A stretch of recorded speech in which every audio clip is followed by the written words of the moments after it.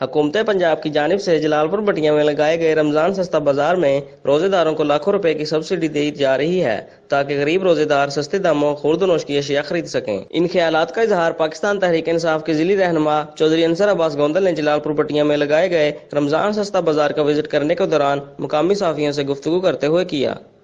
پنجاب حکومت کی طرف رمضان بازار کا اہتمام کیا گیا ہے اور انشاءاللہ ساری کوشش ہے کہ ہر غریب بندے واسطے وہ ریکوائرمنٹ کے مطابق انہوں سامان مہیا کیا جائے۔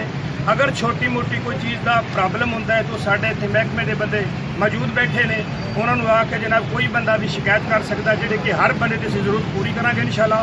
ساری حکومت بھی جیڑی وہ انشاءاللہ ان کی اول ترجیح ہے کہ ہر غریب تک ہر چیز کو پہنچایا جائے اور انشاءاللہ بہت زیادہ فائدہ دیتا جائے گا اور ہر غریب نو رمضان بازار کا فائدہ ہوگا انشاءاللہ۔ انہوں نے مزید کہا کہ آٹا، چینی، لیموں، دالیں، چاول اور دیگر خوردنوش کی اشیاء عام مارکیٹ سے کم نرخوں پر جلال پور بٹیا کے رمضان سستا بازار میں دستیاب ہیں۔ کیمرہ مین غلام حسین بوٹا کے ساتھ باور شیر کانجو، سٹی نیوز، جلال پور بٹیا۔